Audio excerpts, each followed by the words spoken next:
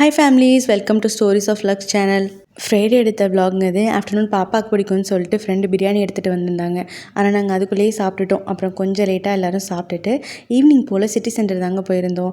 இந்த மாதிரி மாலுக்கு போனாலே நம்ம பார்க் பண்ணுறதுக்கு எப்படியும் ஒரு 15 to 30 மினிட்ஸாவது ஆகிடுங்க. ஏன்னா அவ்வளோ க்ரௌடாக இருக்குங்க. எப்படா யார் வந்து கார் எடுப்பா நம்ம பார்க் பண்ணலாம் தான் இருக்கும். இன்றைக்கி வந்து க்ரௌட் இல்லை, அதனால் பார்க் பண்ணிட்டு போயாச்சு. கிரவுண்ட் ஃப்ளோரில் இருக்க மினிசோவுக்கு தாங்க போயிருந்தேன். இங்கே இருக்க மாலையெல்லாம் பார்த்தீங்கன்னா கண்டிப்பாக யோயோஸோ இல்லைனா மினிசோ இருக்கும். நான் வந்து இதுக்கு முன்னாடி போனது கிடையாது. இப்போ தாங்க ஃபஸ்ட் டைம் போகிறேன். இங்கே பாருங்களேன், இந்த ப்ராடக்ட்லாம் எவ்வளோ யூனிக்காக இருக்குன்னு. எஸ்தெட்டிக் ஃபைன்ஸ்னு சொல்லுவாங்கல்ல, அந்த மாதிரி தான் இருந்துச்சு இந்த டாயெல்லாம். பாப்பாவுக்கு வாங்கி கொடுக்கணும்னு ஆசை தாங்க. ஆனால் வாங்கி கொடுத்தா அவள் ஒழுங்காக வச்சு விளையாட மாட்டாள். அதை ஆப்ரேஷன் பண்ணிவிடுவா. அதனால் சரின்ட்டு வாங்கி கொடுக்குறதில்ல. எல்லாமே ரொம்ப க்யூட்டாக இருந்ததுங்க. ஆனால் ரேட் தான் கொஞ்சம் கூட இருக்க மாதிரி இருந்தது. ஆனால் அந்த ரேட்டுக்கு ஏற்ற குவாலிட்டி இருக்கும்னு நினைக்கிறேன். இங்கே பாருங்களேன், இதெல்லாம் பர்ஃப்யூம் பாட்டில்ஸ், இந்த ஏர் ஃப்ரெஷ்னர் மாதிரி பபிள்ஸ் மாதிரி இருக்குது பாருங்கள்.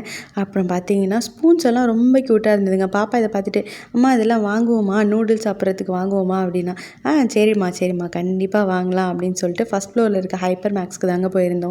அவன் வாங்கணும்னு ரொம்ப நாளாக பார்த்துட்ருக்குங்க. ஆனால் ஹஸ்பண்ட் வந்து அவன் வேண்டாம், நம்ம ஏர் ஃபேராக வாங்கிக்கலாம் அப்படின்னாங்க. ஓகே, அதெல்லாம் வாங்குறப்ப பார்த்துக்கலாம் வாங்கன்னு சொல்லிட்டு அழைச்சிட்டு போனேன். அப்புறம் இந்த ஹேர் ஸ்ட்ரைட்னர் பார்த்துட்டு இருந்தேன். எல்லாமே வந்து எப்படி சொல்கிறது, ரொம்ப ரேட்டு கூட தான் தெரிஞ்சுது எனக்கு. நான் வாங்கினேன், ஆனால் அது வந்து குவாலிட்டி கம்மியாக இருந்தது. ஏன்னா அது ரேட்டு கம்மி, அதனால தான் இருக்கும்னு நினைக்கிறேன். பாப்பாவை பாருங்களேன், இங்கே வந்து ஊஞ்சலில் உட்காந்து ஆடிட்டுருக்காங்க அவங்க அப்பா வாட்ட சொல்லி. அப்புறம் இந்த டெக்கரேட்டிவ் ஐட்டம்ஸ்லாம் இருந்ததுங்க. இதெல்லாம் பார்த்துட்டு இருந்தேன். இங்கேயும் பாப்பா வந்துட்டாங்க. அம்மா பலூன் வாங்கி தெரியா, பலூன் அப்படின்னா, சரிம்மா சரி வாங்கலாம் அப்படின்னேன். இதெல்லாம் ஹஸ்பண்ட் வந்து, உனக்கு உங்கள் வீட்டில் வந்து ரொம்ப செல்லம் கொடுத்துட்டாங்க, அதனால தான் நீ சாக்லேட்லாம் அடிக்கடி கேட்குற, பார்க்குறதெல்லாம் கேட்குற அப்படின்னாங்க. ஆமாம் கொடுத்துட்டாங்க அப்படின்னு சொல்லிட்டு விட்டுட்டேன். இப்போ பார்த்தீங்கன்னா அவங்க பொண்ணு எது கேட்டாலும் உடனே வாங்கி கொடுத்துடணுமா, இல்லைனா பொண்ணு மனசு வந்து கஷ்டப்பட்டுருமா.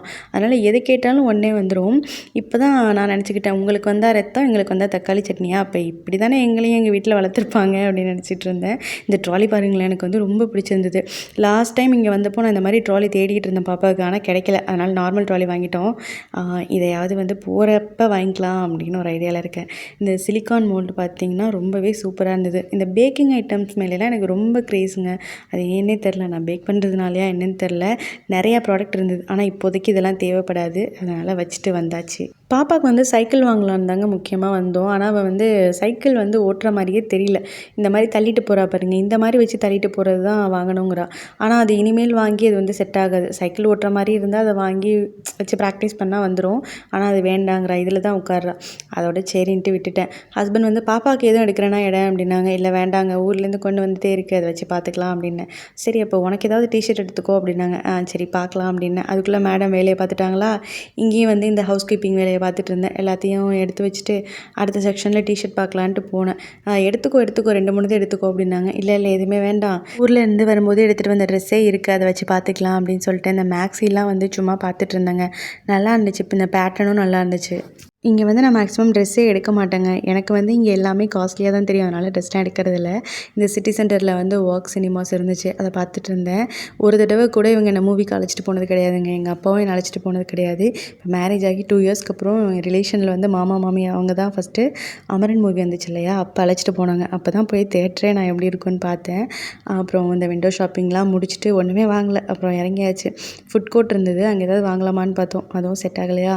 அதோட சரி வெளியில் ஏதாவது நைட்டு வந்து டின்னருக்கு வாங்கிக்கலாம் அப்படின்னு சொல்லிட்டு போயாச்சு. அல்குவயரில் வந்து குக்குன்னு ஒரு ரெஸ்டாரண்ட் இருக்குங்க. அங்கே போயிட்டு ஒரு பக்கெட் சிக்கன் அப்புறம் வந்து ஒரு பர்கர் மட்டும் வாங்கிட்டு வீட்டுக்கு எடுத்துகிட்டு போயாச்சுங்க. கார்லேயே டின்னரை ஃபினிஷ் பண்ணியாச்சுங்க. ஏன்னா பாப்பா ரொம்ப பசிக்குதுனால அதனால் அப்படியே சாப்பிட்டாச்சு, வீடியோ எடுக்க முடியல. அப்புறம் வீட்டுக்கு வந்து கொஞ்சம் பாத்திரம் வளர்க்குற வேலையெல்லாம் இருந்தது. அப்புறம் அதெல்லாம் முடிச்சுட்டு க்ளீன் பண்ணிவிட்டு ரெஸ்ட் எடுக்க வேண்டியதாங்க. நம்ம வீடியோ பிடிச்சிருந்தா லைக் பண்ணுங்கள், ஷேர் பண்ணுங்கள், சப்ஸ்கிரைப் பண்ணுங்கள். பாய்.